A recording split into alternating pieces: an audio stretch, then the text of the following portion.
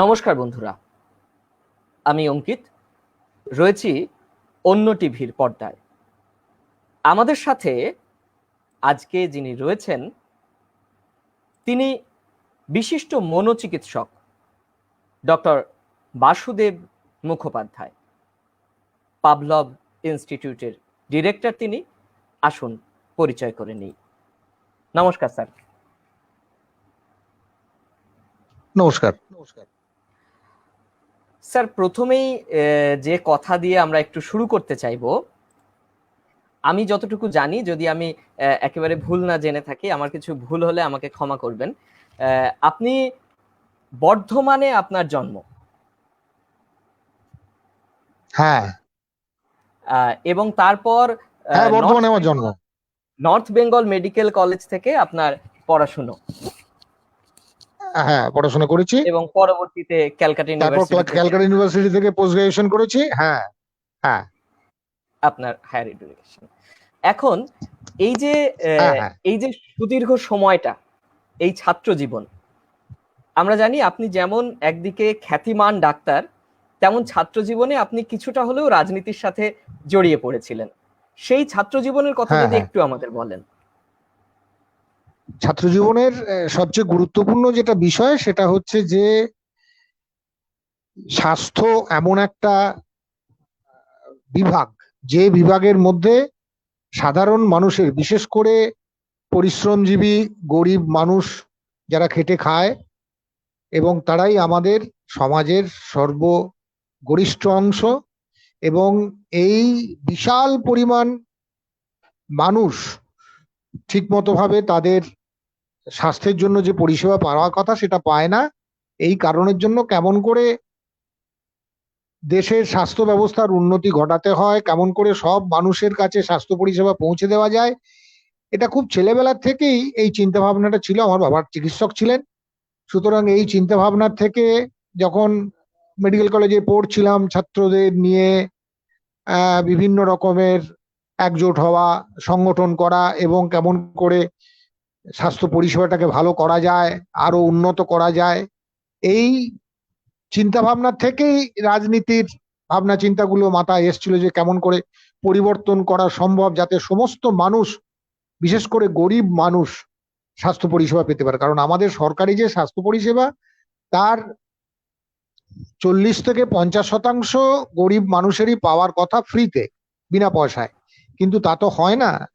যা দেখা যায় সেটা হচ্ছে যে যারা প্রিভিলেজ ক্লাস, সুবিধাভোগী শ্রেণী, তারাই অনেকাংশ এর দখল করে নিয়েছে, এবং এর কারণের জন্য সবসময় আমাদের একটা চিন্তা হতো কেমন করে এই যে অসংখ্য মানুষ নিপীড়িত, কষ্টের মধ্যে রয়েছেন, তারা অনাহারে দুর্বল অপুষ্টিতে ভুগছে, তাদের ছেলে মেয়েরা, কেমন করে তাদেরকে স্বাস্থ্য পরিষেবা দেওয়া যায়। বিশেষ করে জনস্বাস্থ্যের কাজকর্ম অনেক বেশি আমাদেরকে নাড়া দিত, এবং আমরা সেই বিষয় নিয়ে ভাবনা চিন্তা করতাম। এই জনস্বাস্থ্যর কথা ভাবতে গিয়েই কিন্তু আমাদের মনে হয়েছিল যে কেমন করে অন্যান্য দেশগুলো, তার মধ্যে সবার প্রথমে চীনের নাম করতে হয়। চীনের স্বাস্থ্য পরিষেবা আমাদের মতো জনবহুল দেশ, সেই দেশে স্বাস্থ্য পরিষেবা কত উন্নত, এবং তারা বিভিন্ন রকম ভাবে মানুষকে সুযোগ সুবিধা দেওয়ার ক্ষেত্রে কত এগিয়ে যাওয়া ভাবনা চিন্তা করতে পারছে, এবং এই যে অ্যালোপ্যাথিক মেডিসিন বা ওয়েস্টার্ন মেডিসিন যেটাকে আমরা বলি, তার সুবিধা সুযোগ সাধারণ মানুষের কাছেও পৌঁছে দিতে পারছে অল্প আয়াসে। এই বিষয়গুলো আমাদের খুবই ভাবিয়েছিল, এবং এই ভাবনা চিন্তার মধ্যে থেকেই রেশনালি ট্রিটমেন্ট করা এবং যুক্তি বিচার বোধের মধ্যে থেকে বিজ্ঞান আন্দোলন গড়ে তোলা, যেখান থেকে স্বাস্থ্য একটা খুব গুরুত্বপূর্ণ অংশ হিসেবে থাকবে, এই ভাবনা চিন্তাগুলো খুব অল্প বয়স থেকেই আমরা করতাম, সবাই করতাম আমরা। এবং এই হিসেবে আমাদের নিজেদের মধ্যে সংগঠন খুব জোরদার ছিল, আমরা খুব জোরালো সংগঠন গড়ে তুলতে পেরেছিলাম সেই সময়ে, যা নাড়া দিয়েছিল পশ্চিমবাংলার বুকে, এবং বামপন্থী আন্দোলন সেই সময় খুব জোরদার হয়েছিল। তার ফলে আমাদের এই ভাবনা চিন্তা আরো অনেক ভালোভাবে বিকশিত হওয়ার সুযোগ পেয়েছিল। ডাক্তারি পড়তে গিয়ে হঠাৎ মানসিক চিকিৎসা, মনোচিকিৎসা, মানুষের মনস্তত্ত্ব, এই জায়গাটায় কেন আসবার কথা মনে হলো? এটার তো একটা অন্য রকমের ইতিহাস আছে, এবং সেই ইতিহাস বলতে গেলে তো মার্ক্সবাদের কথা বলতে হবে। তার কারণ মার্ক্সবাদ এবং মার্ক্সবাদের যে দর্শন, সেটা হচ্ছে ডায়ালেকটিক্যাল মেটেরিয়ালিজম, অর্থাৎ দ্বন্দ্বমূলক বস্তুবাদ। আসলে তো আমি ঠিক এখানেই আসতে এই চাইছিলাম। মার্ক্সবাদের দ্বন্দ্বমূলক বস্তু ডক্টর বাসুদেব মুখোপাধ্যায়কে সকলে জানেন, বিশিষ্ট ডাক্তার, পাভলভ ইনস্টিটিউটের ডিরেক্টর। কিন্তু এই যে ডাক্তার বাবু, সেই মানুষটা আসলে কেমন, কেন তিনি মানুষের পাশে দাঁড়াবার জন্য এই জায়গাতে এলেন, সেটা একটু জানতে চাইছিলাম স্যার, যেটা বলছিলেন আপনি। হ্যাঁ, এখানে এখানে যে বিষয়টা খুব গুরুত্বপূর্ণ সেটা হচ্ছে কি, এই দ্বন্দ্বমূলক বস্তুবাদ সারা পৃথিবীব্যাপী বিভিন্ন রকম ভাবে ছড়িয়ে পড়েছে মার্ক্সবাদের দৌলতে, এবং মার্ক্সবাদী দর্শন হিসেবে একে স্বীকার করে নেওয়া হয়। কিন্তু অনেকেই যেটা জানেন না সেটা হচ্ছে, পাভলভের স্নায়ুবিজ্ঞান যদি কেউ না জানে, তাহলে কিন্তু সে দ্বন্দ্বমূলক বস্তুবাদ হৃদয়ঙ্গম করতে পারবেন না। অর্থাৎ পাভলভের যে স্নায়ুবিজ্ঞান, যে স্নায়ুবিজ্ঞানের মধ্যে দিয়ে ভাষা হচ্ছে দ্বিতীয় সংকেততন্ত্র, এবং মানুষের এই যে শতাধীন পরাবর্ত কেমন করে মানুষকে তার নিজের পরিবেশের সঙ্গে মানিয়ে নেবার জন্য নিরন্তর প্রচেষ্টা চালিয়ে যায়, এই বিষয়ে মানুষের যে উন্নত রূপ, মানবিক রূপ, সবচেয়ে ভালো যে রূপ, সেই রূপে মানুষকে যদি আসতে হয়, তাহলে একটা লড়াইয়ের মধ্যে দিয়ে, একটা দ্বন্দ্বমূলক বস্তুবাদের যে লড়াই, সেই লড়াইয়ের মধ্যে দিয়ে আসতে হবে। এবং সেখানে পাভলভীয় স্নায়ুবিজ্ঞানের জ্ঞান যদি না থাকে, তাহলে কখনোই সে দ্বন্দ্বমূলক বস্তুবাদ বুঝতে পারবে না, মানে সম্পূর্ণভাবে। এই বিবেচনার মধ্যে থেকে কিন্তু পাভলভের এই ভাবনা চিন্তা আসা, এবং পাভলভ মানেই হচ্ছে স্নায়ুবিজ্ঞান, স্নায়ুবিজ্ঞান মানেই হচ্ছে মনোরোগ সম্পর্কিত পাভলভের যে ভাবনা চিন্তা, সেইটাকে অগ্রাধিকার দেওয়া। আমাদের এখানে এশিয়াতে এই বিষয়ে কাজ করছিলেন, অগ্রগণ্য যে ভূমিকা নিয়েছিলেন যিনি, তিনি ডক্টর ধীরেন্দ্রনাথ গঙ্গোপাধ্যায়।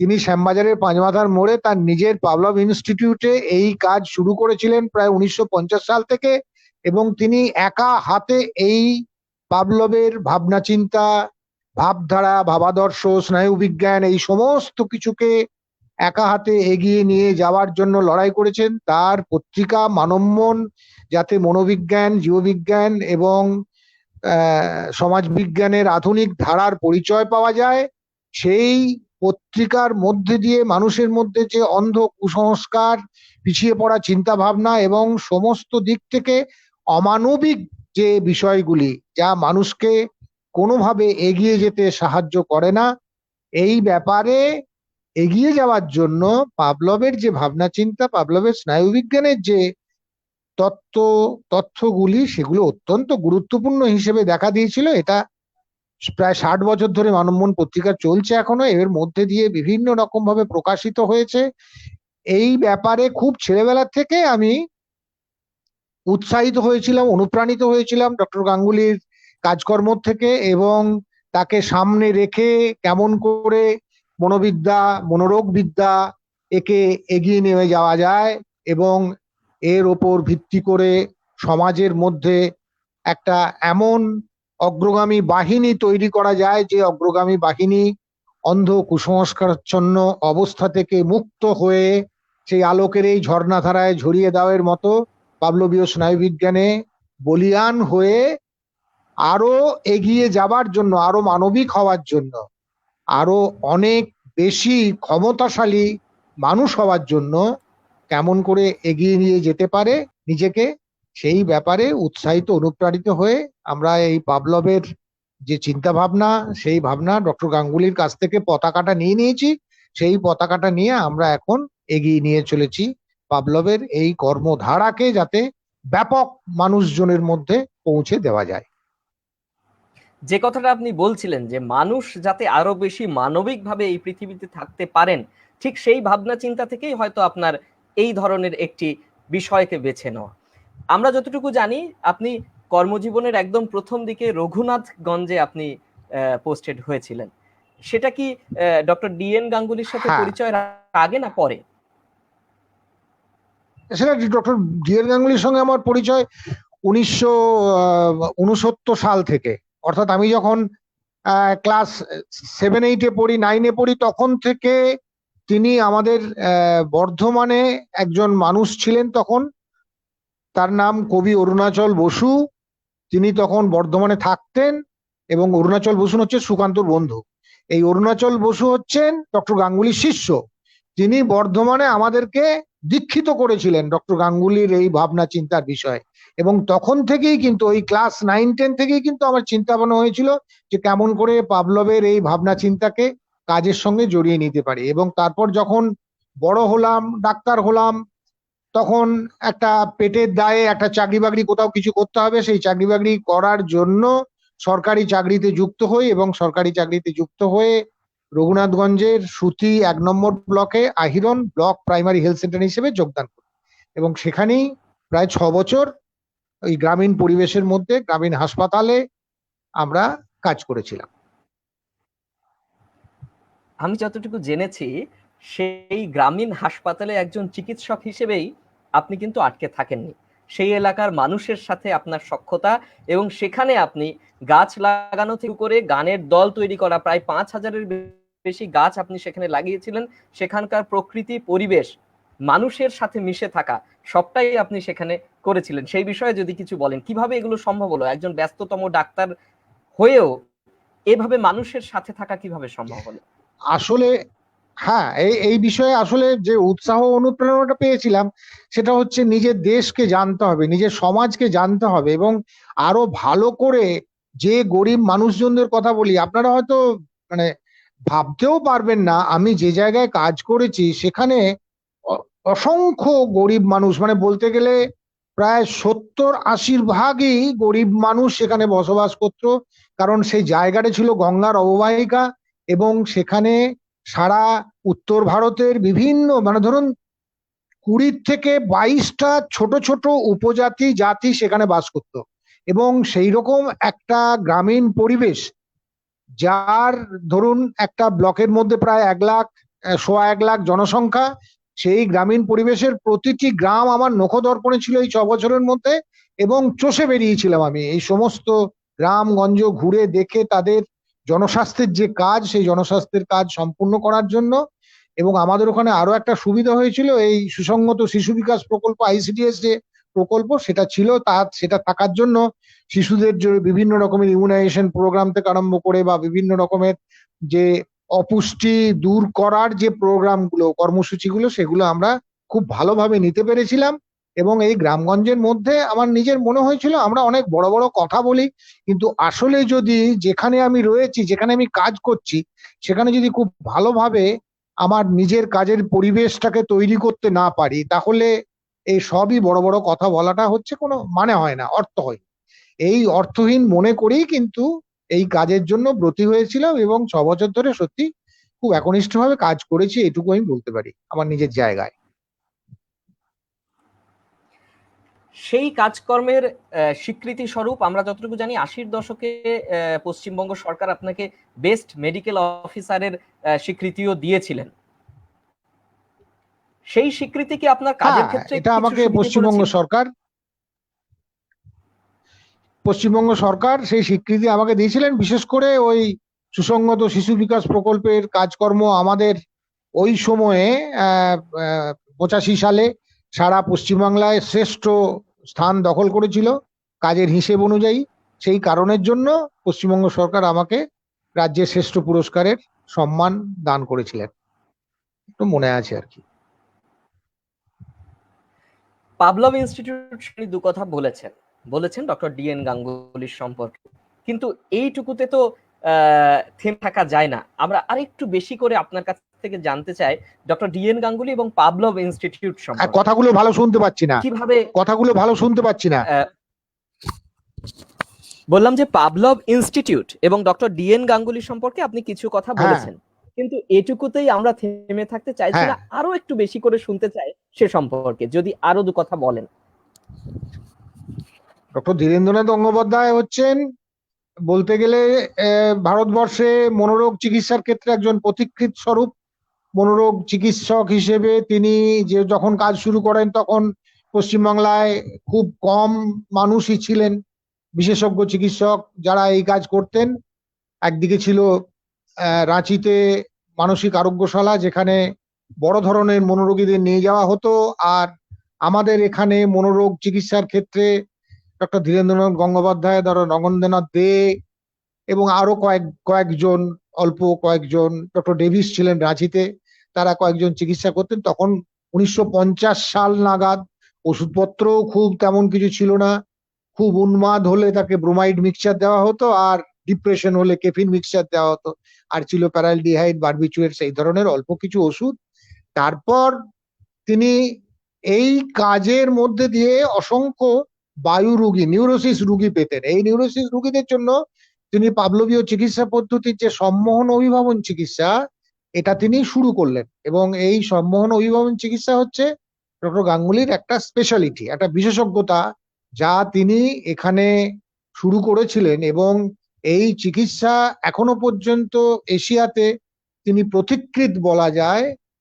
যে দীর্ঘদিন ধরে, প্রায় 40-50 বছর ধরে তিনি এই মনোরোগ চিকিৎসার মধ্যে সম্মোহন অভিভাবন চিকিৎসা, যাকে ইংরেজিতে বলা হয় হিপনোটিক সাজেশন থেরাপি, এটার প্রবর্তন করে গেছেন। এবং এই চিকিৎসার ধারা আমরা তার যারা ছাত্র রয়েছি তারা এই ধারা রক্ষা করে চলেছি। তিনি মনোরোগ চিকিৎসার ক্ষেত্রে একটা সম্পূর্ণ মানুষকে বিবেচনা করতেন, শুধুমাত্র তার রোগ এবং রোগের কিছু অংশকে ধরে তার চিকিৎসা করা বা সেই রোগের অংশটুকুকে নিরাময়ের কথা ভাবতেন না। তিনি সমগ্র মানুষটিকে বিবেচনা করতেন, এবং সেই সমগ্র মানুষ বিবেচনা করতে গিয়ে তার মাথায় এসেছিল যে এই মানুষটি যে পরিবারের সদস্য, সেই পরিবার হচ্ছে আসল।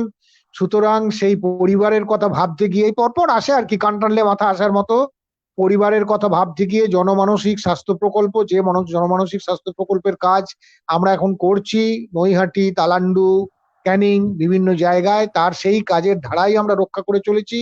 ডক্টর গাঙ্গুলির যে ভাবনা চিন্তা ছিল, সেই ভাবনা চিন্তার আসল কথাটা হচ্ছে যে পরিবার যদি না দেখে, পরিবার যদি ঠিক মতো ভাবে রক্ষা না করতে পারে, তাহলে কোনো মানসিক রোগীকে কোনোভাবে সম্পূর্ণ পরিচর্যা বা সহায়তা দেওয়া সম্ভব না। সেখানে পরিবারের ভূমিকা অসম্ভব রকম গুরুত্বপূর্ণ। এই কারণের জন্য তিনি প্রায় বলা যেতে পারে প্রতিটি মনোরোগীর প্রায় পারিবারিক চিকিৎসকের মতো ভূমিকা পালন করতেন। পরিবারকে নিয়ে তার পরিবারের মধ্যে মানসিক রোগীদের যে ভূমিকা, সেটার জন্য পারিবারিক কাউন্সিলিং এবং এটার একটা বিশেষজ্ঞতা অর্জন করেছিলেন। এই বিচারে বলা যেতে পারে যে এইভাবে মনোরোগের চিকিৎসা পশ্চিমবঙ্গ, ভারতবর্ষে কেন, পৃথিবীতে কোথাও কেউ করেন কিনা আমার জানা নেই। এক একটি রুগীর পেছনে তিনি এত সময় দিতেন, এবং সময় দিয়ে সে তার অর্থ থাক বা না থাক, তিনি আর কোথাও রোজগার করতেন না, তার এই প্র্যাকটিসটাই রোজগার ছিল। কিন্তু যে কোনো ধরনের রুগী, তিনি একজন বামপন্থী মানুষ ছিলেন, মার্ক্সবাদে বিশ্বাস করতেন, যে কোনো ধরনের রুগীকে তিনি, সে অর্থ থাক বা না থাক, পারিশ্রমিক দিতে পারুক বা না পারুক, তার জন্য তিনি তার যা দরকার ব্যবস্থা সেইটুকু তাকে বলে দিতেন ঠিক মতো ভাবে, যাতে সেই অবস্থাটা ঠিক মতো ভাবে সে মেনে চলে। এবং রোগী যদি চিকিৎসা অনিয়মিত করতেন, তিনি যথেষ্ট ক্ষুব্ধ হতেন। সারা জীবন ধরে তিনি গরিব মানুষেরই সেবা করে গেছেন, এবং এই কাজ আমরা খুব ছেলেবেলা থেকে তার কাছে আমরা দেখেছি। একদিকে মানুষকে ভালোবাসা, বিশেষ করে গরিব মানুষকে ভালোবাসা, এবং পরিশ্রমজীবী মানুষ, যে মানুষের জন্য আর কেউ কোথাও নেই, ওই শরৎচন্দ্রের ভাষায় বলা হয় এদের ম্লান মুখে দিতে হবে ভাষা, সেই ভাষা দেওয়ার জন্য ধীরেন্দ্রনাথ তৎপর ছিলেন। তার নিজের যতটুকু সামর্থ্য ছিল, সেই সামর্থ্যের মধ্যে থেকে গরিব মানুষদের পরিচর্যা করা, সেবা করা সারা জীবন ধরে তিনি করেছেন। এটা ছেলেবেলা থেকে আমরা দেখেছি, এবং দেখার পর থেকে আমরাও সেই পথের পথিক। সুতরাং আমরাও সেই কাজই করে চলেছি আজও। তিনি মারা গেছেন, তিনি মারা যাওয়ার পর তার কাজের যে ধারা, সেই ধারা আমরা এখন রক্ষা করে চলেছি আমাদের পাভলভ ইনস্টিটিউটের মধ্যে দিয়ে। এই সূত্র ধরে আপনাকে জানতে চাইবো, মনোরোগ এই বিষয়টা ঠিক কি, মনোরোগটা ঠিক কি, একটু যদি ছোট্ট করে আমাদের একটু বলেন। হ্যাঁ, মনোরোগ হচ্ছে মস্তিষ্কের বিশৃঙ্খলা, অর্থাৎ মন বলে তো আলাদা কিছু নেই, মানব মস্তিষ্কই হচ্ছে মন। না, এবং মানব মস্তিষ্কের মধ্যে যে মন থাকে, সেই মনের যদি বিশৃঙ্খলা হয়, অর্থাৎ মস্তিষ্কের যদি বিশৃঙ্খলা হয়, তাহলে মনোরোগ হয়। এবং এই মনোরোগ আমরা বুঝি কি করে? যদি কোনো একজন মানুষ তার পরিবেশের মধ্যে ঠিক মতো ভাবে মানিয়ে নিতে না পারে। এটাকে ডারউইনের তত্ত্ব দিয়েই বলা যায়। ডারউইন যেমন বলেছিলেন যে প্রাণী জগৎ যদি ঠিকমতো ভাবে তার পরিবেশে মানিয়ে নিতে, মানে অ্যাডাপ্টেশন মানিয়ে নিতে না পারে, তাহলে তাকে এই পরিবেশ ছেড়ে চলে যেতে হবে। তেমনি কোনো একজন মানুষের যদি মস্তিষ্কের বিশৃঙ্খলা হয়, তাহলে সে তার পরিবেশ, এবং তার ইমিডিয়েট পরিবেশ হচ্ছে, তাৎক্ষণিক পরিবেশ হচ্ছে তার পরিবার, তারপরে পরিবেশ হচ্ছে পাড়া প্রতিবেশী, তারপরে পরিবেশ হচ্ছে কোনো প্রতিষ্ঠান, হয় শিক্ষা প্রতিষ্ঠান বা কোনো বড় প্রতিষ্ঠান। এই ধরনের বিচার বিবেচনার ক্ষেত্রে আমরা দেখে থাকি যে যাদের মনোরোগ হয় তারা তাদের পরিবেশ, তাদের ইমিডিয়েট তাৎক্ষণিক যে পরিবেশ, সে পরিবারই হোক বা সমাজই হোক, সেখানে সে ঠিকমতো ভাবে মানিয়ে নিতে পারছে না, এবং মানিয়ে নিতে না পারার জন্য সবাই তাকে একঘরে করে দিয়েছে এবং সবাই তাকে সমস্ত দিক থেকে বিচ্ছিন্ন করে দেয়। এবং বিচ্ছিন্ন করে দেওয়ার ফলে সে আর কোথাও সমাজের মধ্যে নিজের টিকে থাকার, বেঁচে থাকার, ভালোভাবে এগিয়ে যাওয়ার কোনো রকম কোনো জায়গা পায় না। এই অবস্থাটার জন্য মনোরোগ হচ্ছে একটা অভিশাপের মতো। যাদের ঘরে একজন বড় ধরনের মনোরোগী থাকে, সেই পরিবার বুঝতে পারে যে কত খারাপ অবস্থার মধ্যে তাদের পরিবারটা কাটাচ্ছে। এই মনোরোগ দু ধরনের হয়। খুব বড় ধরনের হলে তাকে আমরা উন্মাদ বলি, আর খুব ছোট ধরনের হলে তাকে আমরা বায়ুরোগ বলি। যেমন ক্রনিক অ্যাংজাইটি স্টেট, বিভিন্ন ধরনের উদ্বিগ্নতা, দুশ্চিন্তা, দুর্ভাবনা, এগুলো হলে আমরা তাকে বলি বায়ুরোগ।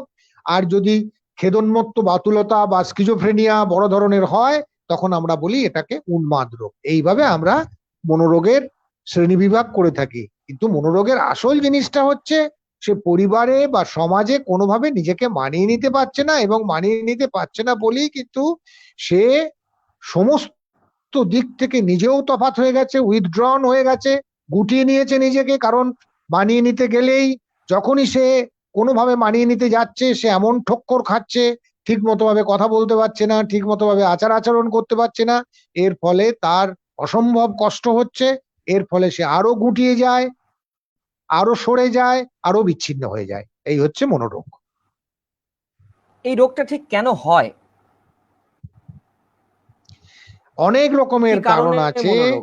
প্রথম কথা, হ্যাঁ, কি কারণে মনোরোগ হয় তার অনেক রকমের কারণ আছে। এখন তো জৈবিক কারণগুলির প্রতি অনেক বেশি জোর দেওয়া হচ্ছে, এবং এই জৈবিক কারণের মধ্যে রয়েছে জিনগত কারণ। অর্থাৎ পরিবারের মধ্যে দেখা গেছে, পরিবারের মধ্যে যদি মনোরোগ থাকে, তাহলে সেই পরিবারে মনোরোগ বংশানুক্রমে সঞ্চারিত হয়। পরিবারের একজনের থাকলে আর একজনের হতে পারে জিনগত কারণের জন্য। এবং জিনগত কারণ হলো কোনো একটি নির্দিষ্ট জিন এর জন্য দায়ী, এরকম এখনো প্রমাণিত হয়নি। এর ফলে নানা রকম ভাবে বিজ্ঞানীরা, জিন বিজ্ঞানীরা কাজ করছেন এবং কাজ করে দেখেছেন যে বহু হেতুক কারণ, অর্থাৎ মাল্টিফ্যাক্টোরিয়াল জেনেটিক কজেস এর জন্য দায়ী। এছাড়াও রয়েছে জন্মগতভাবে যদি কারোর অপুষ্টি থাকে, এবং গর্ভাবস্থায় বা গর্ভধারণের কালে বা গর্ভ মানে প্রসব করার সময়ে যদি কোনো রকম কোনো দুর্ঘটনা ঘটে, তাহলেও এই মনোরোগ হতে পারে। এছাড়া ছেলেবেলার থেকে যখন সে বেড়ে উঠছে, গড়ে উঠছে, এই গড়ে ওঠার সময়ে তার যদি কোনো দুর্ঘটনা হয়, সে অপুষ্টিতে ভোগে, বা কোনো রকম ধরনের তার যদি জেনেটিক প্রবলেম কিছু থাকে, তাহলে তার নিউরোজেনিটাল মানে মানে জেনেটিক ডেভেলপমেন্ট যেটাকে আমরা বলি, অর্থাৎ মস্তিষ্কের মধ্যে যে বিকাশ ঘটছে 1-1.5 বছর, 2 বছর, 3 বছরের মাথায়, সেখানে নানা রকমের সমস্যা হতে পারে। এবং এই সমস্যাগুলি থেকে দেখা যায় যে মস্তিষ্কের বিশৃঙ্খলা শুরু হয়। এবং এই মস্তিষ্কের বিশৃঙ্খলা সাধারণত পাভলোভিয়ান থিওরি দিয়ে আমরা যেটা ব্যাখ্যা করি, সেটা হচ্ছে তার শর্তহীন পরাবর্ত এবং শর্তাধীন পরাবর্তর বিশৃঙ্খলা। এবং এই বিশৃঙ্খলার কারণে সে কোনো রকম ভাবে বাইরের পরিবেশের সঙ্গে ঠিক মতো ভাবে মানিয়ে নিতে পারে না। অর্থাৎ পরিবেশের মধ্যে তার যে শিক্ষা গ্রহণ ক্ষমতা, যে শেখার, জন্মানোর পর থেকে যে শিক্ষা গ্রহণ ক্ষমতার মধ্যে দিয়ে আমরা বেড়ে উঠি, গড়ে উঠি এবং নিজেকে পরিচালনা করার ক্ষমতা অর্জন করি, এই শিক্ষা গ্রহণ ক্ষমতা যে কোনো রকম ভাবে ঘাটতি ঘটে। এবং এই শিক্ষার গ্রহণ ক্ষমতা ঠিক মতো ভাবে না পারার জন্য জন্মানোর পর থেকে নানা ভাবে দেখা যায় যত বয়ঃসন্ধিকালীন এবং অন্যান্য সময়ে নানা হরমোনের চাপে, স্নায়ু হরমোনের চাপে পড়ে এই মস্তিষ্কের বিশৃঙ্খলা আরো বেড়ে যায় এবং নানা ধরনের মনোরোগ নানা বয়সে এর প্রকাশ ঘটে। আমরা বেশ খানিকটা জানতে পারলাম এই রোগটার সম্পর্কে, মনোরোগ বলে আমরা যাকে বলছি। আসলে এই মনোরোগের সঙ্গে আর 5টা রোগের কি তফাৎ, ঠিক তফাৎটা কি?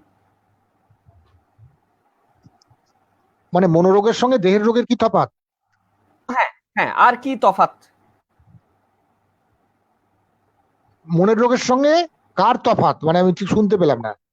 অন্যান্য রোগগুলি, অন্যান্য যে সমস্ত দেহের রোগ, সেগুলোর হ্যালো, তফাৎ কি? হ্যাঁ, হ্যাঁ, আমার কথা শুনতে পাচ্ছেন?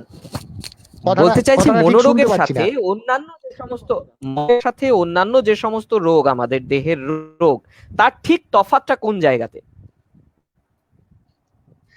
মানুষের যে বিভিন্ন ধরনের রোগ রয়েছে তার সঙ্গে মনোরোগের কি তফাৎ? ঠিক তাই, ঠিক তাই। হ্যালো, হ্যাঁ, সেটাই জানতে চাইছিলাম। আচ্ছা, মানুষের যে হ্যাঁ, দেহের রোগ সাধারণত অল্প বয়সে হয় না। দেহের রোগ সাধারণত বেশি বয়সে হয় এবং এই বেশি বয়সে দেহের রোগ হওয়ার জন্য তার একটা সীমিত অবস্থা থাকে। এই সীমিত অবস্থার মধ্যে দেহের রোগগুলি যখন কমে যায় বা সেরে যায় তখন তার সম্পূর্ণরূপে নিরাময় হয়ে গেছে, এটা আমরা বলতে পারি। কিন্তু মনের রোগের ক্ষেত্রে আমাদের যেটা মনে রাখতে হবে সবসময়ের জন্য, যে আমরা মনের রোগ হয় গুরু মস্তিষ্কের, বিশেষ করে সেরিব্রাল কর্টেক্সের বিশৃঙ্খলার জন্য এরকমই বলে থাকি। এর কারণের জন্য মস্তিষ্ক হচ্ছে আমাদের সবচেয়ে সংবেদনশীল, সবচেয়ে দামি এবং সবচেয়ে জটিল অঙ্গ দেহের মধ্যে যা আছে। ফলে এই ধরনের অঙ্গের যখন বিশৃঙ্খলা হয়, যেমন দেহের নানা ধরনের অঙ্গ প্রত্যঙ্গ রয়েছে, এই অঙ্গ প্রত্যঙ্গগুলির নিজেদেরকে খুব ভালোভাবে নিরাময় করার জন্য, আরোগ্য লাভের জন্য নানা ব্যবস্থা থাকে এবং সেই ব্যবস্থার মধ্যে দিয়ে এই দেহের বিভিন্ন অঙ্গ প্রত্যঙ্গ যেমন কিডনি, হার্ট, লিভার, প্যানক্রিয়াস, এরা নিজেদের ক্ষমতায় বলশালী এবং এরা ঠিক মতো ভাবে নিজেদেরকে আরোগ্য লাভের পথে নিয়ে যেতে পারে। কিন্তু মস্তিষ্ক এমন একটি জটিল অঙ্গ, এই মস্তিষ্কের যখন বিশৃঙ্খলা হয় তখন এর ঠিক মতো ভাবে আরোগ্য লাভের যথেষ্ট সমস্যা থাকে এবং এই সমস্যা এমন একটা পর্যায়ে গিয়ে পৌঁছায় যখন আর ঠিক মতো ভাবে একে সম্পূর্ণ নিরাময় করা যায় না, যা আমরা বড় ধরনের মনোরোগগুলি বা উন্মাদ রোগগুলির ক্ষেত্রে দেখে থাকি। তবু আমরা বারবার করে বলি যে যদি আর্লি ইন্টারভেনশন, অর্থাৎ খুব অল্প বয়সে শুরুতে যদি মনোরোগের চিকিৎসা করা যায় তাহলে এতে অনেকখানি লাভ হয়। এবং দেহের রোগের সঙ্গে মনোরোগের তফাৎ হচ্ছে, মনোরোগ অল্প বয়সে যদি হয়, এবং সাধারণত হয়ে থাকে, বড় ধরনের কিছু মনোরোগ আছে যেগুলো খুব অল্প বয়সে হয় এবং এর জন্য সারা জীবন ব্যক্তিকে ভুগতে হয়, রোগীকে ভুগতে হয়। তার কারণ হচ্ছে, একটা জিনিস মনে রাখতে হবে যে আমাদের বেঁচে থাকার জন্য বাইরের পরিবেশের সঙ্গে আমাদেরকে মানিয়ে নিতে হয় এবং এই মানিয়ে নেওয়ার জন্য আমাদেরকে শিখতে হয় কেমন করে আমরা বাইরের পরিবেশে মানিয়ে নেব। এটা হচ্ছে একটা শিক্ষাগ্রহণ প্রক্রিয়া। সুতরাং অল্প বয়সে যদি মস্তিষ্ক বিশৃঙ্খল হয়ে পড়ে তাহলে এই শিক্ষাগ্রহণ প্রক্রিয়া সম্পূর্ণ বিপর্যস্ত হয়ে যায়। এই কারণের জন্য যেটা দেহের রোগের ক্ষেত্রে হয় না, অর্থাৎ কেমন ভাবে একজন ব্যক্তি নিজেকে পরিচালিত করবে, সংগঠিত করবে, অন্য 5 জনের সঙ্গে মানিয়ে নেবে, পরিবেশের সঙ্গে মানিয়ে নেবে, এই সম্পূর্ণ কাজটা নির্ভর করে মস্তিষ্কের ওপর। এবং মস্তিষ্ক যদি ঠিক মতো ভাবে এই কাজটা করতে না পারে তাহলে ব্যক্তির আচার আচরণের মধ্যে এই বিশৃঙ্খলার প্রকাশ ঘটে। দেহের রোগের ক্ষেত্রে ঠিক এটা হয় না, কারণ সেখানে মস্তিষ্ক বিশৃঙ্খল হয় না, তার ফলে ব্যক্তি নানা দিক থেকে আচার আচরণ করে অন্ততপক্ষে বাইরের পরিবেশের সঙ্গে মানিয়ে নিতে পারে। সবচেয়ে বড় কথা, সে বলতে পারে, বোঝাতে পারে তার কি সমস্যা হচ্ছে, কি কষ্ট হচ্ছে। কিন্তু মনের রোগ যাদের হয় তারা কিন্তু সব সময় বোঝাতেও পারে না, বলতেও পারে না। বিশেষ করে বড় ধরনের মনোরোগ যাদের হয় তারা কিন্তু কোনোভাবে তাদের নিজেদের কষ্টের কথা বোঝাতে বা বলতে পারে না। তুলনায় ছোট ধরনের মনোরোগ যাদের হয় তারা নিজেরা কষ্ট ভোগ করে এবং কষ্ট ভোগ করে তারা এমন অবস্থার মধ্যে যায় যে কিছুতেই অন্যের কাছে সহজ হতে পারে না, স্বাভাবিক হতে পারে না। এটাই হচ্ছে দেহের রোগের সঙ্গে মনের রোগের সবচেয়ে বড় তফাৎ। এই যে ধরুন ভূত, বা আমরা বলে থাকি ভর ওঠা, বা কেউ একজন নিজেকে অন্য হিসেবে বিবেচনা করছেন, নিজেকে অন্য কেউ বলে পরিচয় দিচ্ছেন, এই জায়গাগুলোকে কিভাবে দেখছেন আপনি? এগুলো ঠিক কি?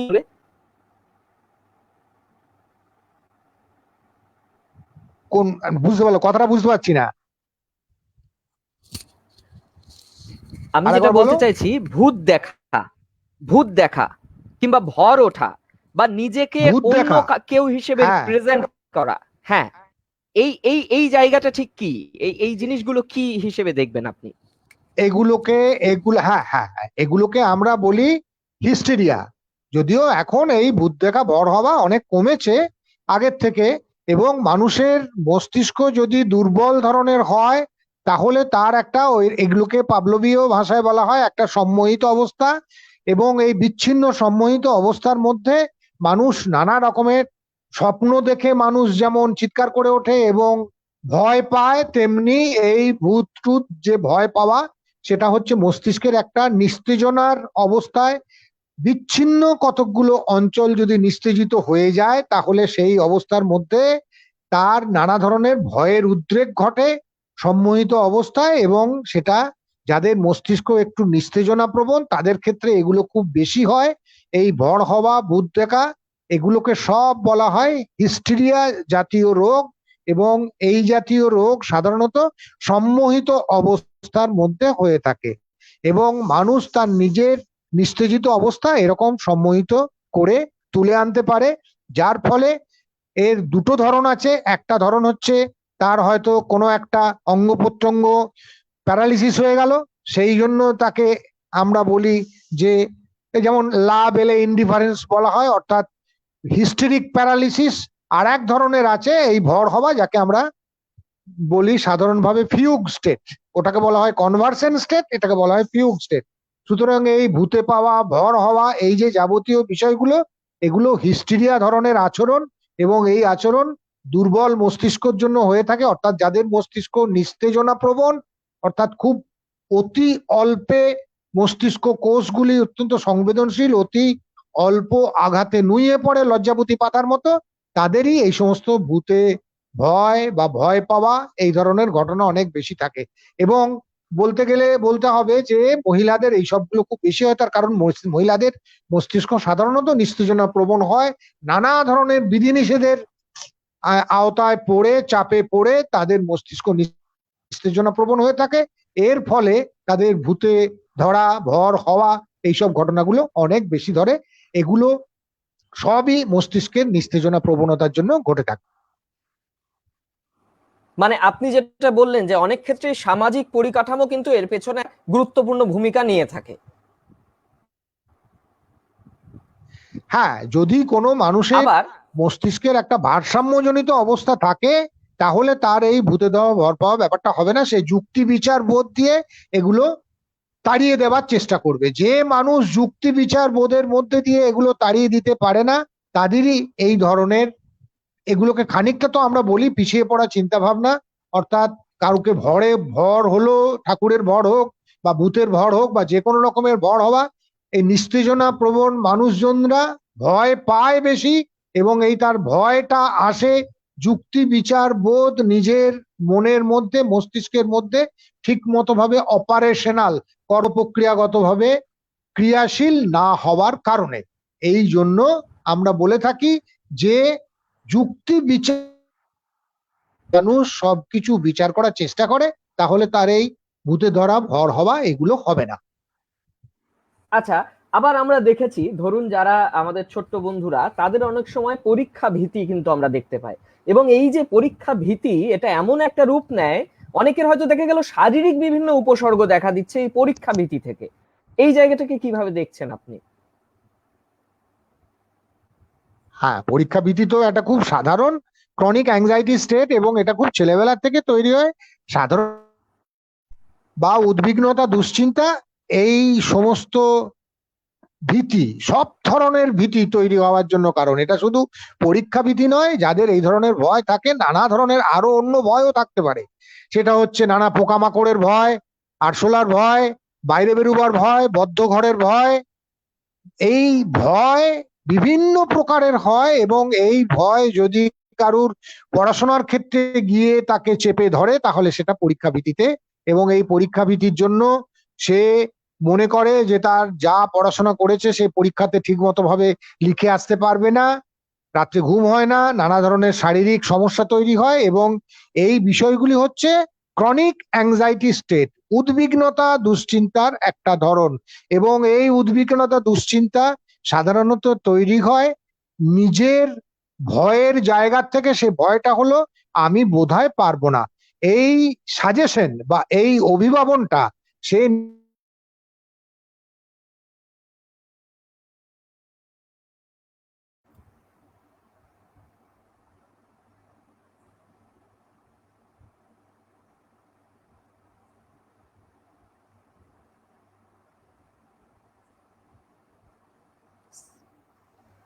কোনো কারণে একটু সংযোগ বিচ্ছিন্ন হয়েছে। আমি ইতিমধ্যে আপনাদের একটু জানিয়ে দিতে চাইবো যে এই মুহূর্তে আমরা কথা বলছি বিশিষ্ট মনোচিকিৎসক, পাভলভ ইনস্টিটিউটের বর্তমান ডিরেক্টর, মানব মন পত্রিকার সম্পাদক ডক্টর বাসুদেব মুখোপাধ্যায়ের সঙ্গে, যিনি পশ্চিমবাংলা তথা সারা ভারতবর্ষ ব্যাপী মনোচিকিৎসার ক্ষেত্রে কিন্তু একজন বিশিষ্ট মানুষ। আগামীকাল আবার একইভাবে আমাদের যে অন্য টিভির যে লাইভ অনুষ্ঠান, যেটি প্রত্যেক দিন সন্ধ্যে 7টায় হয়ে থাকে, সেখানে আসবেন ডক্টর সৌম্য ভট্টাচার্য। ডক্টর সৌম্য ভট্টাচার্য তিনি বিশিষ্ট হেমাটোলজিস্ট এবং সঙ্গীত শিল্পী। তিনি কবিগুরুর প্রয়াণ সপ্তাহে রবীন্দ্রনাথের গানের ডালি নিয়ে উপস্থিত হবেন আমাদের অন্য টিভির পর্দায়।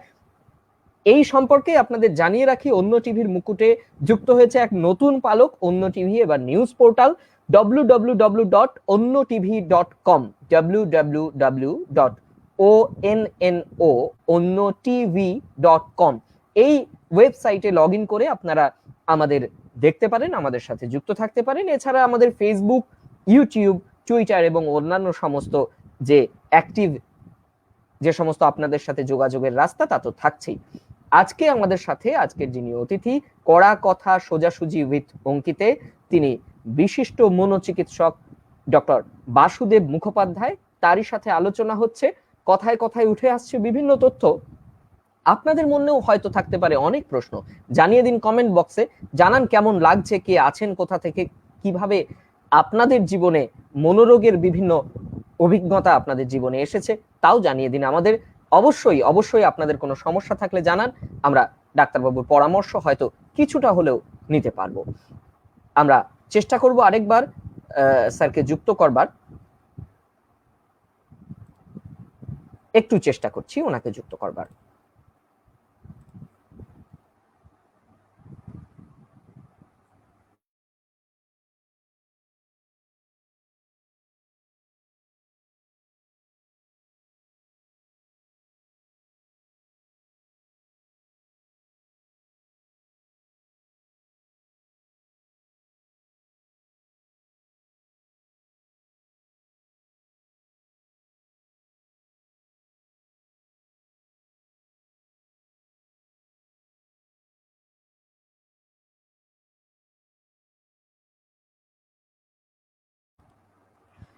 অন্য টিভির পর্দায় আজ উপস্থিত আছেন বিশিষ্ট মনোচিকিৎসক, পাভলভ ইনস্টিটিউটের বর্তমান ডিরেক্টর ডক্টর বাসুদেব মুখোপাধ্যায়। আমি অঙ্কিত রয়েছি কথোপকথনে, আপনারা রয়েছেন অন্য টিভির পর্দায়। জানিয়ে দিন কেমন লাগছে আপনাদের, কোনো প্রশ্ন থাকলে জানাতে ভুলবেন না। প্রসঙ্গত জানিয়ে রাখি, অন্য টিভি এখন রয়েছে নিউজ পোর্টাল হিসেবে www.onnotv.com। এই ওয়েবসাইটে গিয়ে আপনারা আমাদের দেখতে পাবেন। আগামীকাল কবিগুরু প্রয়াণ সপ্তাহে রবীন্দ্রনাথ ঠাকুরের গানের ডালি নিয়ে উপস্থিত হচ্ছেন বিশিষ্ট হেমাটোলজিস্ট এবং সঙ্গীত শিল্পী ডক্টর সৌম্য ভট্টাচার্য। থাকুন সেখানে।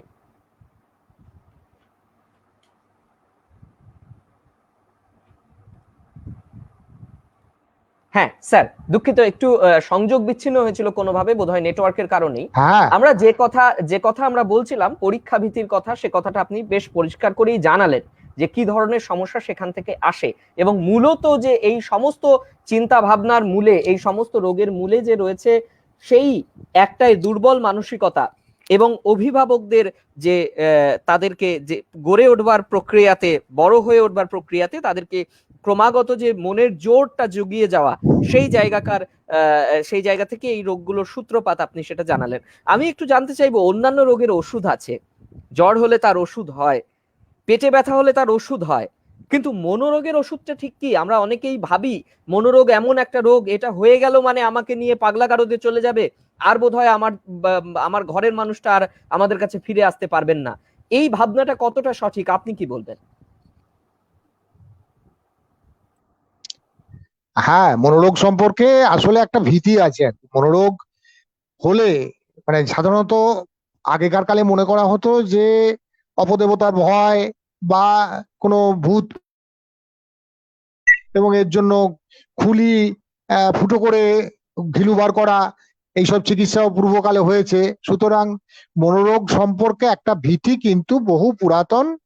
সেই ভীতিটা ক্রমশ কমতে কমতে এখন একটা এমন জায়গা, একটা কলঙ্কজনিত অবস্থা এসছে যে কারুর যদি মনোরোগ থাকে তাহলে তার কোনো রকম কোনো চিকিৎসা হবে না, তার কোনো রকম কোনো রোগ নিরাময়ের কোনো ব্যবস্থা কিছু করা যাবে না।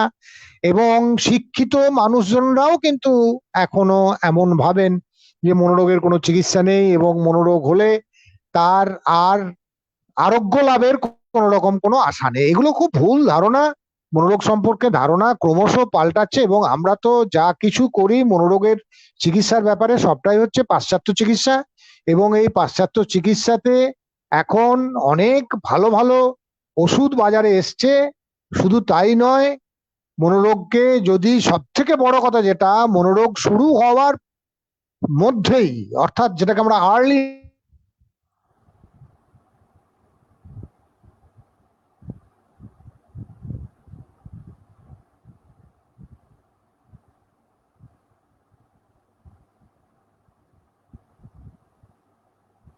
না, আবার সংযোগ বিচ্ছিন্ন হলো, একটু বোধহয় ইন্টারনেটের সমস্যা দেখা দিচ্ছে, আবার আমরা স্যারকে যুক্ত করবার চেষ্টা করছি।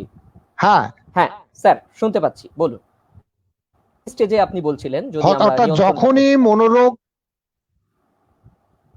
হ্যাঁ অর্থাৎ যখনই আমরা মনোরোগ শুরুতেই দেখলাম তখনই যদি মনোরোগটা নিয়ন্ত্রণ করতে এবং একে যদি খুব তাড়াতাড়ি চিকিৎসার আওতার মধ্যে আনতে, খুব ভালো চিকিৎসা আছে, সেই চিকিৎসা করার জন্য আমাদের বন্দোবস্ত করতে হবে। আমাদের যেহেতু জনসংখ্যা অনেক বেশি এবং সেই জনসংখ্যার তুলনায় চিকিৎসা পরিষেবা দেওয়ার ব্যবস্থা অপ্রতুল, এই কারণের জন্য আমরা ব্যবস্থা করতে পারি না। কিন্তু আদপেই অবস্থা এতখানি খারাপ নয়। মনোরোগ চিকিৎসা এখন অনেক ভালো ব্যবস্থা আছে, যদি ঠিকমতোভাবে চিকিৎসা করা যায়।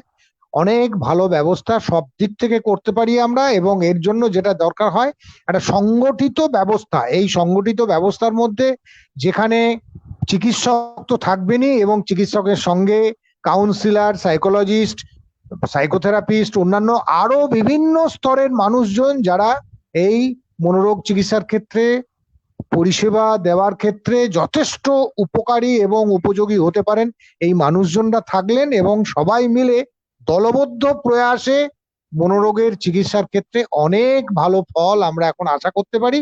এবং কখনোই এরকম নয় যে মনোরোগের চিকিৎসা নেই, মনোরোগ একবার হলে মনোরোগ সারে না, এই সমস্ত ধারণা হচ্ছে অত্যন্ত ভুল।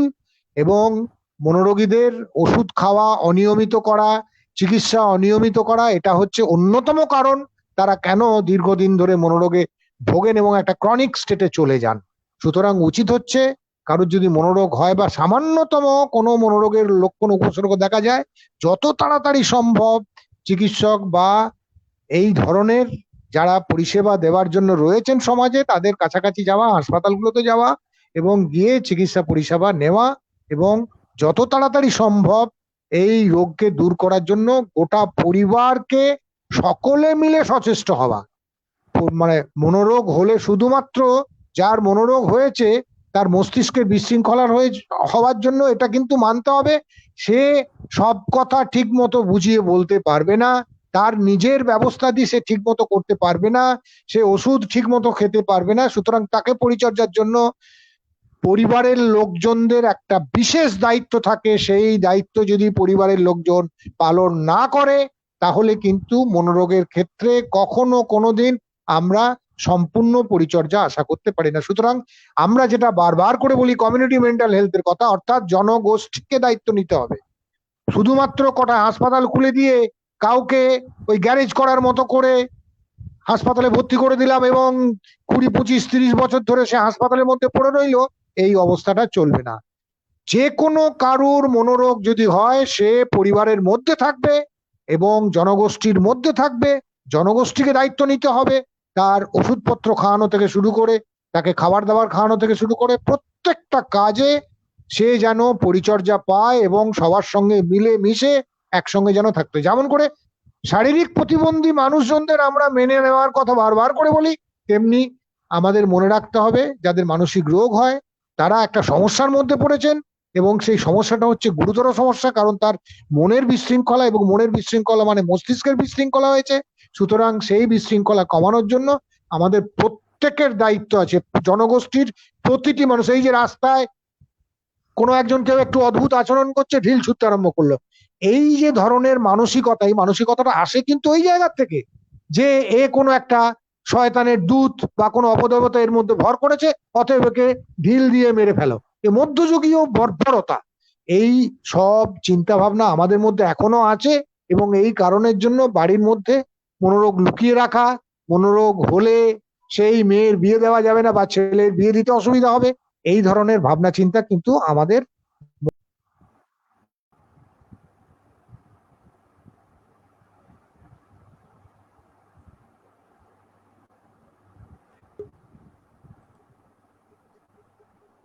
ঠিক তাই, ঠিক তাই।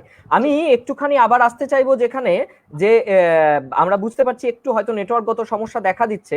আমি আপনার কাছে খুব তাড়াতাড়ি জানতে চাইবো, আমাদের একটা বড় সংখ্যক মানুষের মধ্যে একটা সমস্যা আছে যেটা আমাদের অনেক দর্শক বন্ধুরাও আমায় জানিয়েছেন ব্যক্তিগতভাবে, যে খুব অল্প সময়ের ব্যবধানে দেখা যাচ্ছে এক এক রকম মনোবৃত্তি। এক্ষুনি মনে হচ্ছে যে আমি সব পারবো, আবার এক্ষুনি মনে হচ্ছে না আমার দ্বারা বোধহয় হবে না। এই যে ফ্ল্যাকচুয়েশন, এই যে একবার মনে হচ্ছে আমি পারবো, একবার মনে হচ্ছে আমি পারবো না, বা একবার মনে হচ্ছে এটা ঠিক, একবার মনে হচ্ছে না এটা হয়তো ঠিক না, এই যে ভাবনা চিন্তা, এটা কি ধরনের প্রবণতা স্যার?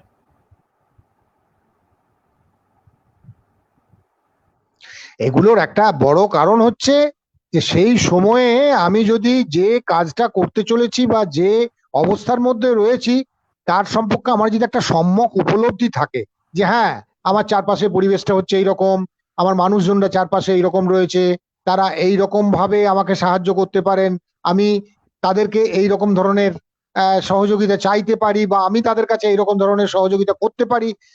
এই যে মানিয়ে নেওয়া এবং নিজেকে ঠিকমতো ভাবে পরিবেশের সঙ্গে মেনে নেওয়া, মানিয়ে নেওয়ার যে অ্যাডাপ্টেশনের যে কথাটা আমরা বলি, এইটা যদি ঠিকমতো ভাবে আমি করতে পারি তাহলে কিন্তু আমার ওই মানে সন্দেহ বা সংশয়ের জায়গাটা কিন্তু আসবে না যে আমি পারবো কি পারবো না, আমার হবে কি হবে না, যে আমার দ্বারা হবে না, আমি পারবো না, এই যে হীনমন্যতা বা নিজেকে ছোট ভাবা, এই জায়গাগুলো কিন্তু আসবে না। তবে সব সময় যেটা দরকার হয় সেটা হচ্ছে কাজ করে যেতে হবে। যে যত বেশি কাজ করবে কাজের মধ্যে দিয়ে কিন্তু সে অনেক বেশি দক্ষতা অর্জন করবে, কুশলতা অর্জন করবে এবং সে কাজটাকে ঠিকমতো ভাবে ধরতে পারবে। এই ব্যাপারে আমরা যেটা বারবার করে বলি দুটো কথা, সেটা হচ্ছে প্রোডাক্টিভ ওয়ার্ক আর ক্রিয়েটিভ ওয়ার্ক। এবং এই দুটো কাজকে যদি আমরা এক জায়গায় আনতে পারি, অর্থাৎ আমরা যে কাজটা করব সেটা হবে প্রোডাক্টিভ, অর্থাৎ তার মধ্যে যেন কিছু উৎপাদন থাকে এবং সেটা যেন সৃজনশীল হয়, অর্থাৎ ইনোভেটিভ, অর্থাৎ চারপাশে যে সমস্যাটা রয়েছে সেই সমস্যাটার থেকে উত্তরণের জন্য আমি যেন কিছু একটা করতে পারি। এই চিন্তা ভাবনা যদি মাথার মতো সবসময় আমরা ঘোরাতে পারি যে প্রোডাক্টিভ এবং ক্রিয়েটিভ থাকা সব সময়ের জন্য, তাহলে কিন্তু আমার নিজেকে ছোট ভাবা বা আমি কি করতে পারবো কি পারবো না এই ভাবনা চিন্তা বারবার আমার মাথার মধ্যে আসবে না। আমি কাজ করব, কাজ করতে গিয়ে ভুল ত্রুটি হবেই, যে কাজ করে তার ভুল ত্রুটি হয়, যে কাজ করে না তার ভুল হবে কি করে। সুতরাং আমি কাজ করব, কাজ করতে গিয়ে ভুল ত্রুটি হবে, ভুল ত্রুটিগুলো সংশোধন করব, তার থেকে আমি শিখবো, শিখে আবার কাজ করব এবং এই যে ক্রমাগত একটা চক্রাকারে আমার শেখার প্রক্রিয়া, এই শেখার প্রক্রিয়াটাই হচ্ছে আসল। এবং যে কোনো রকম একটা পরিবেশ পরিস্থিতিতে আমরা দেখি যে আমরা এই শেখার সুযোগটা পাই না ঠিক মতো ভাবে, নানাভাবে প্রতিবন্ধকতা তৈরি হয় এবং যার ফলে আমরা ঠিক মতো জানতে বুঝতে পারি না। সুতরাং আমাদের সংশয় উপস্থিত হয়, নানা রকমের পিছিয়ে পড়া চিন্তা ভাবনা আমাদেরকে চেপে বসে এবং আমরা সেই সঙ্গে হীনমন্যতায় ভুগতে পারি যে আমাদের দ্বারা হবে না, আমরা বোধহয় পারবো না, আমরা বোধহয় কিছুই পারি না, আমাদের দ্বারা বোধহয় কিছুই হয় না। কাজ করতে হবে, কাজে সেখান এগিয়ে থেকেই যেতে তো হবে বোধহয় এবং ফ্রাস্ট্রেশন, কাজ করে সেখান থেকেই তো বোধহয় পথে ফ্রাস্ট্রেশনের চললে জায়গা। তবে পথ আমাদের পথ তৈরি হবে। হ্যাঁ, হ্যাঁ। সুতরাং আমি সব সময় আমাদের চেষ্টা করতে হবে যে কেমন করে নিজেদের যে হীনমন্যতা, নিজেদের যে খারাপ অবস্থা, সেটাকে আমরা কাটিয়ে উঠতে পারি কাজের মাধ্যমে। সব সময় কাজের চর্চার মধ্যে আমাদের থাকতে হবে। আপনি বোধহয় সেই কথাটাই বললেন, পথে এবার নামো সাথী, পথেই হবে এ পথ চেনা। আমরা যে কথাটা বলছিলাম, একদম আমাদের তাই, আমাদের দর্শক বন্ধুরাও একদম একের তাই। পর এক কমেন্ট করছেন। এই মুহূর্তে অনেকে আমাদের সাথে রয়েছেন, আমি সকলের নাম নেবার দিকে যাচ্ছি না। কিরিটি সাহা, কাবেরী মুখার্জি, মুশারফ মালিথা, সমীর কুমার ঘোষ, দীপ্তধি মুখার্জি, সকলে রয়েছেন। তিনি দীপ্তধি মুখার্জি বলছেন stigma related to mental disorder is a major problem, এটা তিনি বলছেন। আবার আরেক দর্শক বন্ধু তিনি বলছেন যে শরীরের বিভিন্ন অঙ্গ ঠিক রাখার পদ্ধতি আছে, তেমনি মস্তিষ্ক ঠিক রাখার কোনো পদ্ধতি কি আছে? আমি এখান থেকে আপনার কাছে যে প্রশ্নে আসতে চাইবো, সেটা আমার ব্যক্তিগতভাবে মনে হয়েছে যে এই প্রশ্নটা আপনার কাছ থেকে আমার খুব জেনে নেবার ইচ্ছে। প্রশ্নটা অনেকটা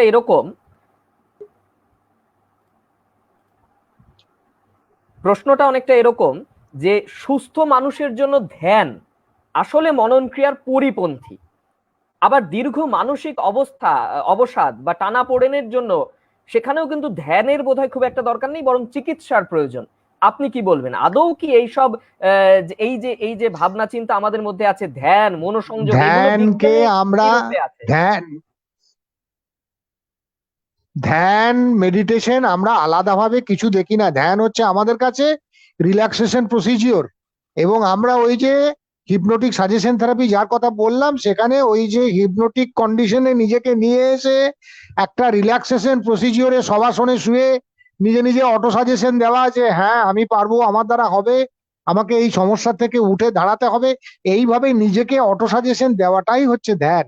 চোখ বন্ধ করে আমি নিজেকে যে নিজে সাজেশন দিলাম, অভিভাবন দিলাম যে এইভাবে আমাকে উঠে দাঁড়াতে হবে, আমি পারবো, এটাই হচ্ছে ধ্যান। আলাদা করে ধ্যানের কিন্তু কোনো গুরুত্ব আমাদের কাছে নেই। আমরা ধ্যানকে আলাদা করে কোনো গুরুত্ব দিই না। সুস্থ অসুস্থ সব মানুষই ধ্যান করতে পারে। ধ্যান এমন কিছু একটা খারাপ জিনিস নয়, ধ্যান ভালো জিনিসই। এবং ধ্যানটাকে আমরা এইভাবে দেখি যে এটা একটা রিল্যাক্সেশন প্রসিজিওর এবং হিপনোটিক সাজেশন থেরাপির মধ্যে এটা পড়ে, এটা তার পার্ট, এটা এই যে তার আপনি অংশ। এই যে যেখানে হিপনোটিক এই যে আপনি সাজেশন থেরাপিতে হিপনোটিক অন্য সাজেশন একজন কেউ থেরাপির কথা সাজেশন দেয়, বলছেন, আর এখানে নিজে নিজে, হ্যাঁ, নিজে নিজে সাজেশন দিচ্ছে, নিজে নিজে মেডিটেশনে সাজেশন দেওয়া হয় যে আমি পারবো, আমার দ্বারা হবে, আমার ক্ষমতা আছে, আমার শক্তি আছে, আমি সেই শক্তিকে ব্যবহার করে নিজেকে আবার এই সমস্ত দোষ মুক্ত ত্রুটি মুক্ত হতে পারবো। আচ্ছা, মানে এর সাথে কি আবার হিপনোটিজমের কোনো সম্পর্ক আছে নাকি?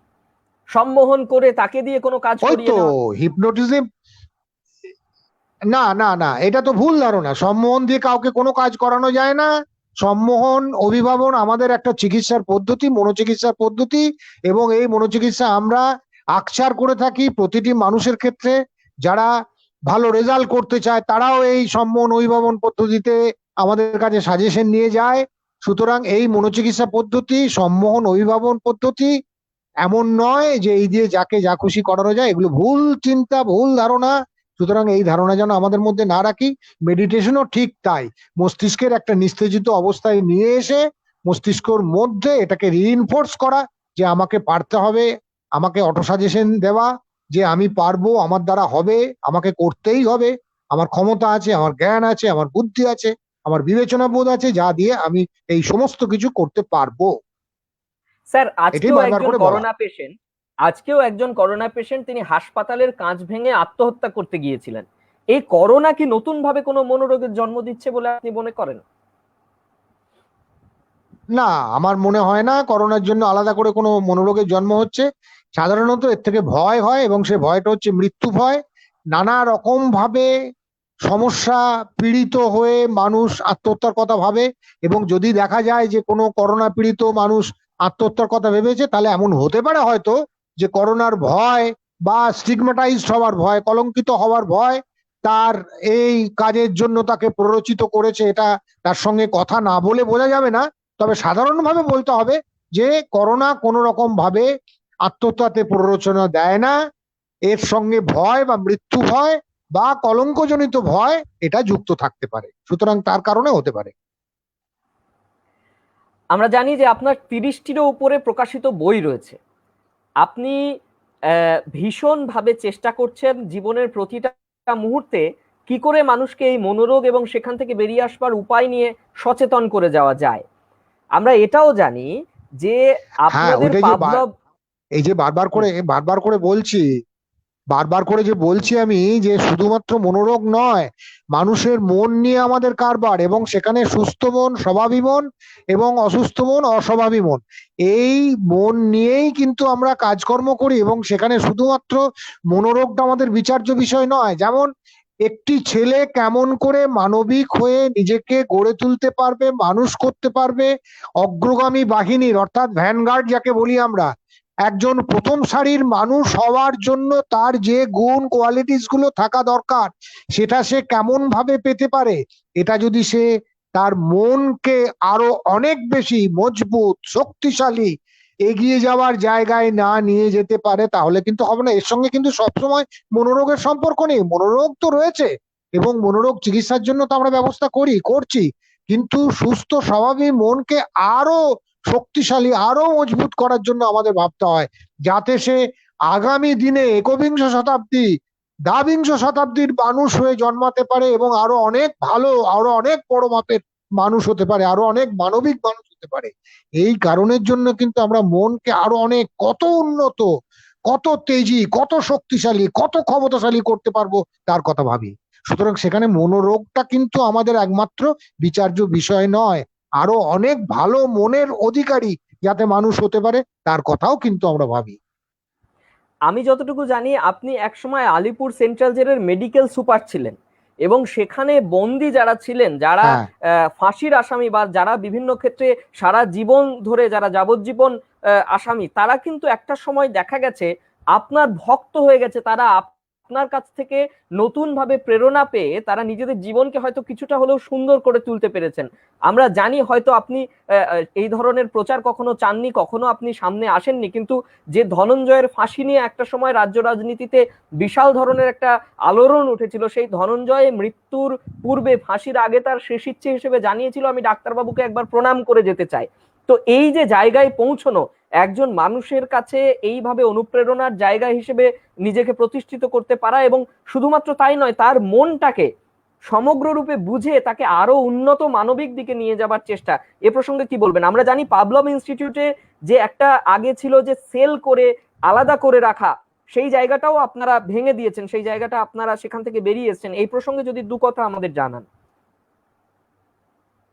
হ্যাঁ, আসলে জেলে আমি চিকিৎসার কাজ করেছি প্রায় 34 বছর ধরে। সুতরাং সেখানে যে মানুষজনরা আমার সঙ্গে ছিলেন, আবাসিক কারাগারের যে আবাসিক, এখন সংশোধনাগার বলা হয়, যাই হোক, এই সংশোধনাগারের যে আবাসিকরা, তারা আমার কাছে আমার পরিবারের মানুষ হিসেবেই ছিলেন এবং এখনো তাই আছেন। এদের মধ্যে থেকে ধনঞ্জয়ের কথাটা বারবার করে আসে, কারণ ধনঞ্জয়ের ফাঁসির সময় আমি ছিলাম উপস্থিত। এখন ব্যাপারটা হচ্ছে যেটা, যে ধনঞ্জয়ের ফাঁসি বা ধনঞ্জয় কিন্তু আলাদা করে কোনো ব্যক্তি বা আলাদা করে কোনো মানুষ হিসেবে আমার কাছে ছিল না। আর পাঁচজন যেমন থাকে তেমনি সে ছিল। এবং যে অসংখ্য কারাগারের আবাসিক যাদের সঙ্গে আমি মেলামেশা করেছি, যাদের ছাড়া, যাদেরকে বাদ দিয়ে আমি নিজের জীবন ভাবতেই পারতাম না, সেই আবাসিকরা, তারা আমাকে অত্যন্ত ভালোবাসতো, আমিও তাদেরকে নিজের ভাইয়ের মতো, সন্তানের মতো ভালোবাসতাম। এবং তাদের সঙ্গে আমার ওঠা বসা কাজকর্ম সমস্ত কিছু ছিল। এত বছর ধরে তাদের সঙ্গে আমি থেকেছি, কাজ করেছি, তার ফলে আমি প্রচুর কিছু পেয়েছি, আমি অভিজ্ঞতা সঞ্চয় করেছি। এই নিয়ে আমার একটা বইও আছে, কারাগার সংশোধনাগার বলে, এবং ভবিষ্যতেও আরো অনেক কিছু লেখার ইচ্ছা আছে এদের জীবন নিয়ে। এবং যে কথাটা মানুষে জানে না সেটা হচ্ছে যে আমাদের মনোরোগীদের একটা বড় সংখ্যক কারাগারে থাকে। অর্থাৎ যদি হিসেব করে দেখা যায়, আমাদের যে মনোরোগের প্রতিষ্ঠানগুলো রয়েছে, অর্থাৎ মনোরোগের হাসপাতালগুলো রয়েছে, সেখানে সব মিলিয়ে যত মনোরোগী আছে তার প্রায় 2 গুণ কি 3 গুণ মনোরোগী কিন্তু জেলখানায় আছে। এটা কিন্তু অনেকে জানে না।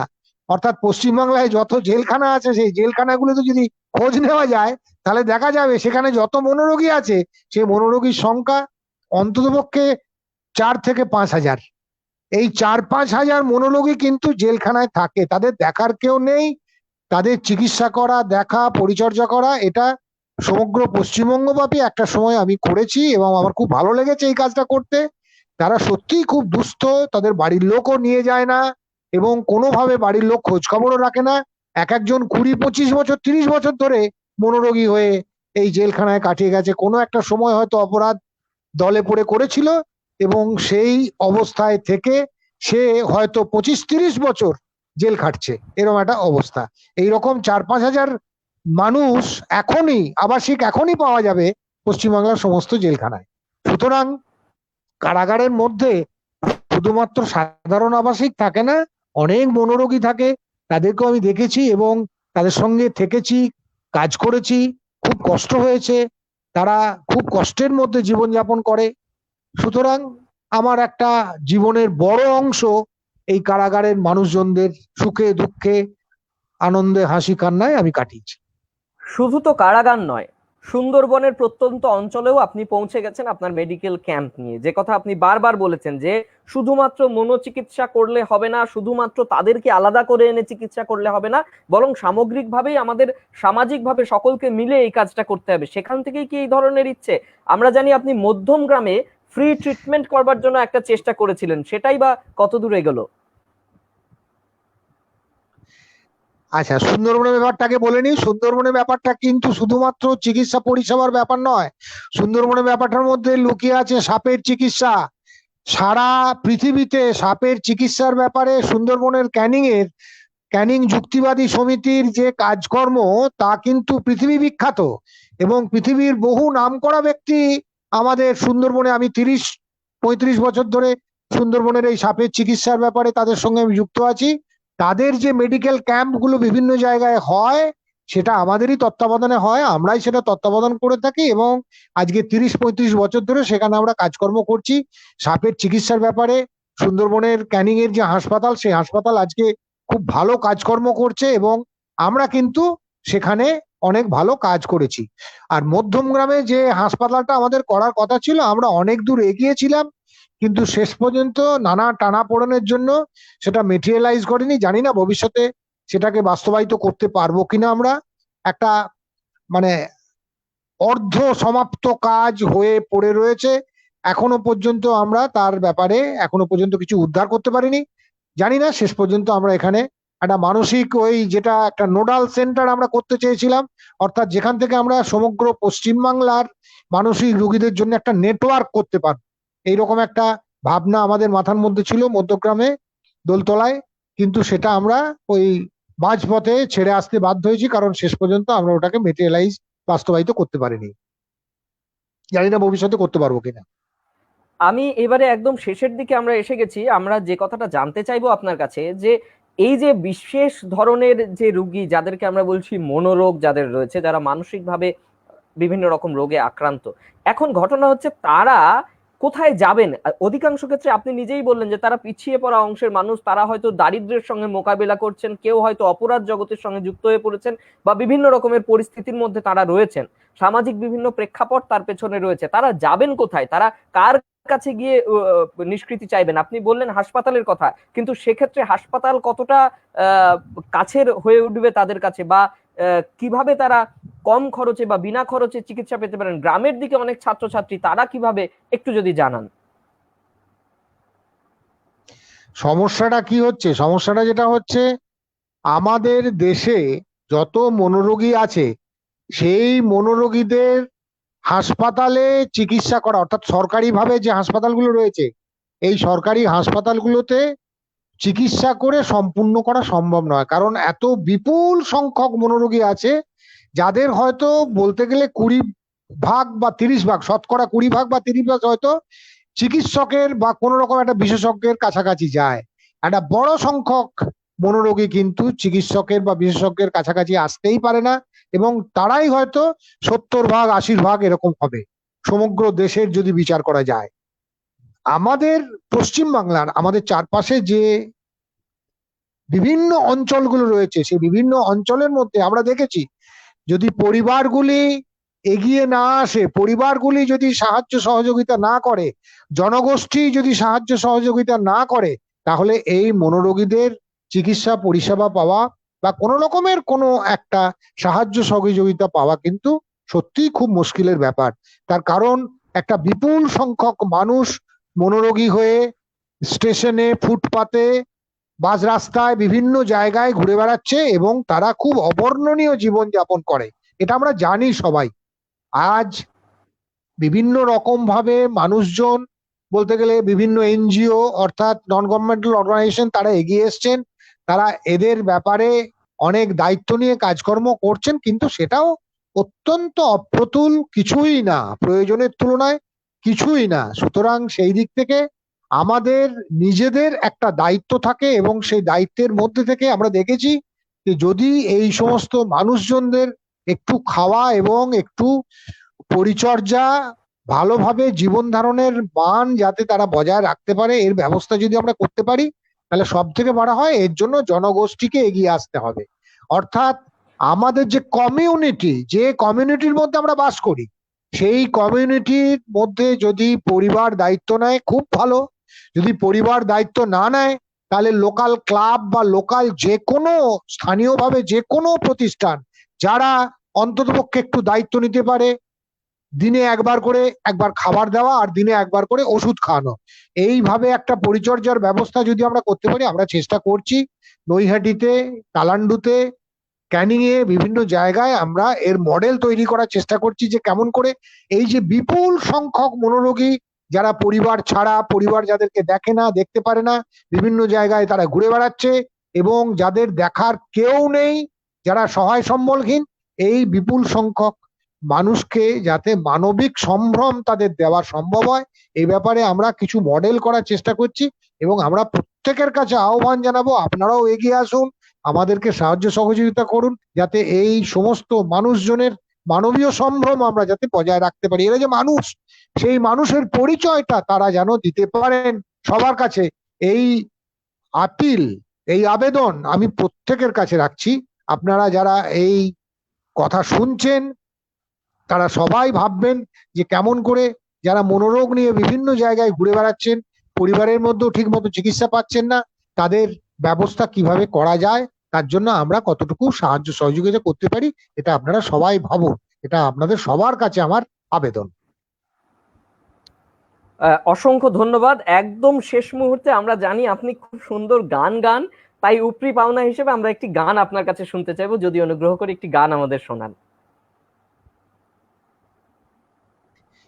এই এতক্ষণ চিৎকার পড়ার পর কি গান মানে শোনানো যাবে? ভালো লাগবে? মোটেই ভালো নিশ্চয়ই লাগবে না। নিশ্চয়ই নিশ্চয়ই নিশ্চয়ই ভালো লাগবে, আপনি একটু যদি শোনান।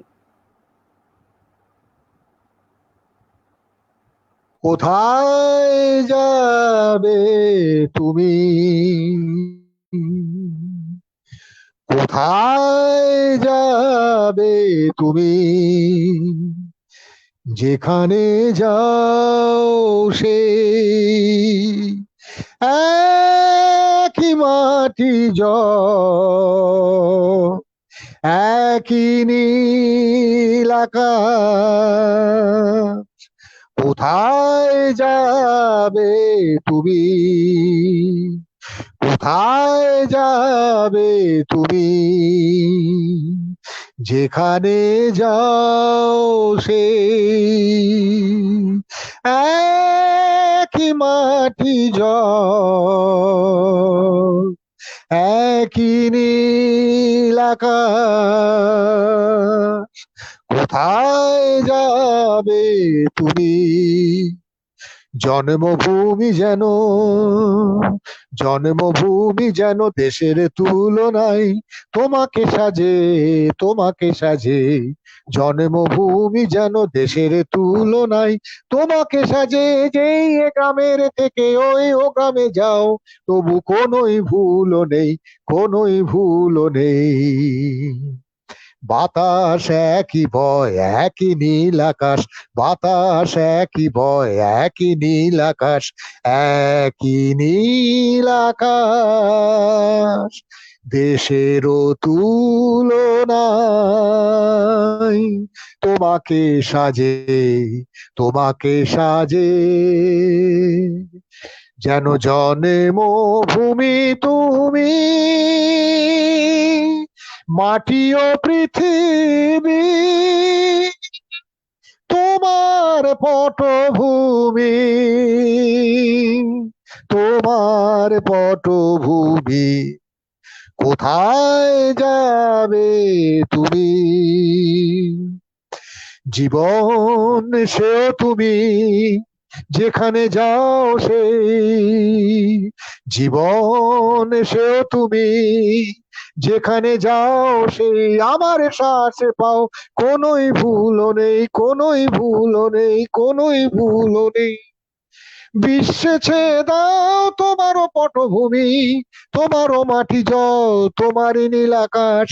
বিশ্বে ছেয়ে দাও তোমারও পটভূমি, তোমারও মাটি জল, তোমারই নীল আকাশ, তোমারই নীল আকাশ, তোমারই নীল আকাশ। আলোর মতো তুমি যেখানে যাও সেই, এ উষা থেকে যাও আর এক উষাতে। আলোর মতো তুমি যেখানে যাও সেই, এ উষা থেকে যাও আর এক উষাতে। আমরা দুপুরের জ্বালায় দুহাতে, সেই তো ধরেছি তোমাকে সে তুমি। আমরা দুপুরের জ্বালায় দুহাতে, সেই তো ধরেছি তোমাকে সে তুমি, তোমাকে সে তুমি, তোমাকে সে তুমি। কোথায় যাবে তুমি? কোথায় যাবে তুমি? যেখানে যাও সেই, একই মাটি জল, একই নীল আকাশ, একই নীল আকাশ, একই নীল আকাশ। ধন্যবাদ। অসাধারণ, অসাধারণ, অসাধারণ। সত্যি আপনার কাছ থেকে যেমন জানতে পারলাম আজকে পুরো অনুষ্ঠান জুড়ে মনোরোগের ব্যাপারে, মনোরোগের চিকিৎসা সম্পর্কে, ঠিক তেমন ভাবেই আমাদের মনে এক ঝলক খুশির হাওয়া, এক ঝলক অনুপ্রেরণা জোগালো আপনার এই গান। ভীষণভাবে ধন্যবাদ জানাই আপনাকে। আজ অসংখ্য ধন্যবাদ। হ্যাঁ, কড়া কথা সোজাসুজি উইথ অঙ্কিত এই অনুষ্ঠানে আজকের অতিথি হিসেবে ছিলেন বিশিষ্ট মনোচিকিৎসক, পাভলভ ইনস্টিটিউটের বর্তমান ডিরেক্টর ডক্টর বাসুদেব মুখোপাধ্যায়। তাকে সাথে পেয়ে আমরা বিশেষভাবে গর্বিত। আজকের মতো আমাদের অনুষ্ঠান আমরা এখানেই শেষ করছি। অসংখ্য ধন্যবাদ জানাই ডক্টর বাসুদেব মুখার্জিকে, ধন্যবাদ জানাই আমাদের সেই সমস্ত দর্শক বন্ধুকে যারা এতক্ষণ ধরে আমাদের সাথে ছিলেন, কমেন্ট বক্সে তাদের মূল্যবান মতামত জানিয়েছেন। এভাবেই সাথে থাকুন, চোখ রাখুন অন্য টিভিতে, যা পুঁজির দ্বারা নিয়ন্ত্রিত নয়। বিদায়, শুভরাত্রি, ভালো থাকুন, সুস্থ থাকুন।